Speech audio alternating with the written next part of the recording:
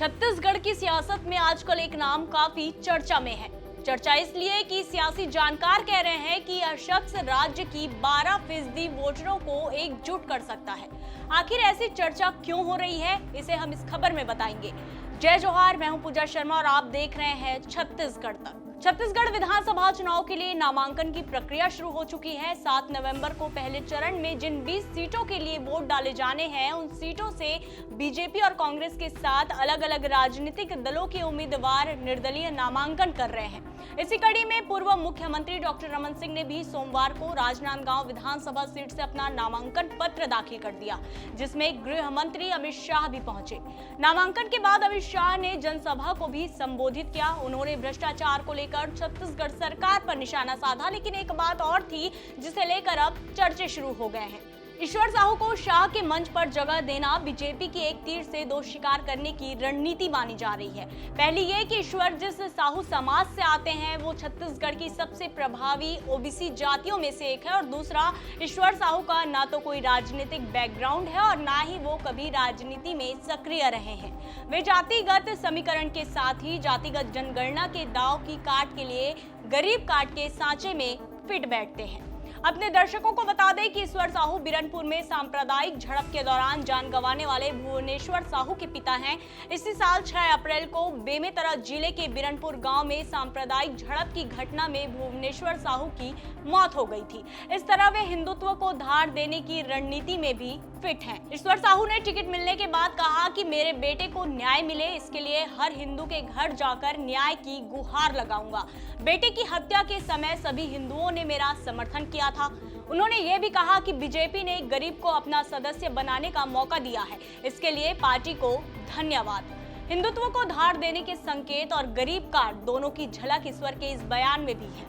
छत्तीसगढ़ में साहू समाज कितने प्रभावशाली है, इस पर नजर डालें तो प्रधानमंत्री नरेंद्र मोदी ने लोकसभा चुनाव 2019 में प्रचार के दौरान कहा था कि छत्तीसगढ़ में जो साहू समाज के लोग हैं, इसी समाज को गुजरात में मोदी कहा जाता है। बीजेपी छत्तीसगढ़ की सत्ता गंवाने के बाद लोकसभा चुनाव में सूबे की 11 में से 9 सीटें जीतने में सफल रही, तो इसके पीछे मोदी के इस बयान से बने माहौल को भी श्रेय दिया गया। अनुमानों के मुताबिक छत्तीसगढ़ में साहू समाज की आबादी करीब 12% है। कई सीटों पर जीत और हार तय करने में समाज के मतदाता निर्णायक भूमिका निभाते हैं। यही वजह है कि बीजेपी हो या कांग्रेस, दोनों ही दल साहू समाज के अधिक उम्मीदवारों पर दांव लगाते रहे हैं।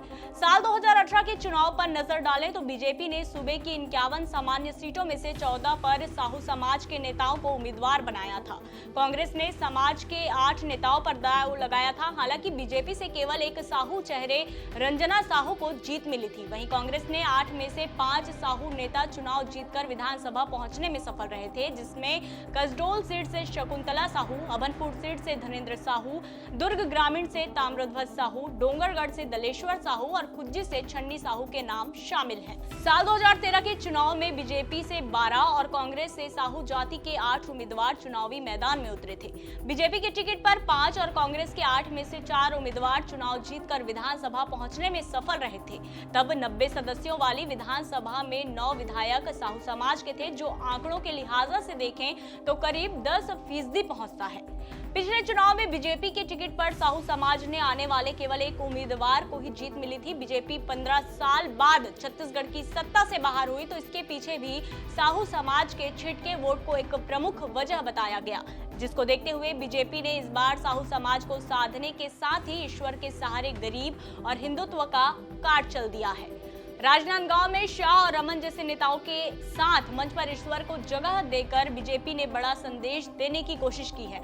अब ये रणनीति कितनी कारगर साबित होती है, ये 3 दिसंबर को चुनाव परिणाम आने पर ही पता चलेगा। फिलहाल इस रिपोर्ट में इतना ही। छत्तीसगढ़ से जुड़ी तमाम खबरों से अपडेट रहने के लिए देखते रहिए आपका अपना डिजिटल चैनल छत्तीसगढ़ तक, और मुझे दीजिए इजाजत।